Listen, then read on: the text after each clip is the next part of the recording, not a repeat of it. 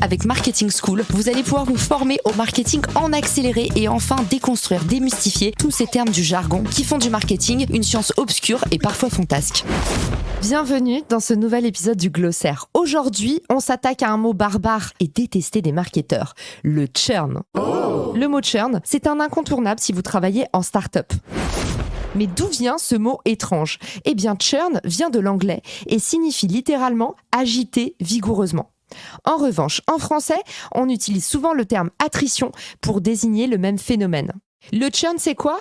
Eh bien, c'est la perte de clients ou d'abonnés. C'est le fait que votre offre, votre produit ou votre service est en train de s'effriter.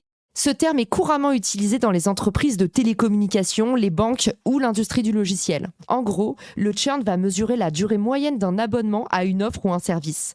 Par exemple, ça peut s'appliquer à un abonnement d'un bouquet télé, à un magazine, un journal ou plein d'autres choses encore. Le churn, c'est un indicateur clé de la satisfaction de votre clientèle. Il vous permet de savoir si vous réussissez à fidéliser vos clients ou pas. Et ça, c'est une donnée hyper importante pour les marketeurs. C'est bien de remplir un panier et d'aller chercher plein de nouveaux clients. Mais que se passe-t-il si vous remplissez un panier percé ? Si le churn est élevé, ça veut dire que vos clients sont insatisfaits et qu'ils s'en vont. Pas top pour votre business. Alors, voici quelques astuces et techniques pour faire face au churn. Tout d'abord, assurez-vous d'avoir une expérience client excellente. Soyez à l'écoute de leurs besoins, leurs préoccupations. Proposez-leur des solutions adaptées. Pour ça, c'est important de faire un maximum d'audits, mais également de placer de vrais gens en face de la relation client pour être sûr de créer du contact en continu. Ensuite, vous pouvez créer des programmes de fidélité pour proposer des avantages exclusifs, des invitations à des événements, des avant-premières, des tests. Vous n'êtes pas obligé de proposer des discounts pour fidéliser. Vous pouvez simplement soigner la relation et offrir des avantages supplémentaires.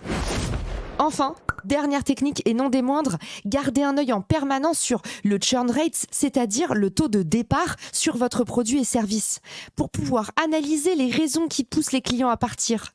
Ne faites pas l'autruche, identifiez les problèmes récurrents et prenez des mesures concrètes pour les résoudre. N'oubliez pas que le churn peut être parfois trompeur. Par exemple, si vous pratiquez le renouvellement automatique, vous allez avoir moins de churn.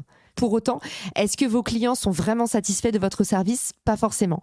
Alors restez vigilants si vous voulez soigner votre churn sur le long terme. Et pas seulement forcer des clients insatisfaits à rester. Au terme de cet épisode, tu sais maintenant comment affronter ce genre de phrase à la machine à café.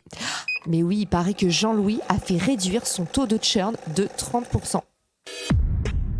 Retenez une seule chose, c'est que quand ça churn, ça sent le sapin. J'espère que ça vous aidera à affronter n'importe quelle conversation. Et n'oubliez pas, si vous croisez des mots zarbi, envoyez-les moi en message privé, j'en ferai des épisodes.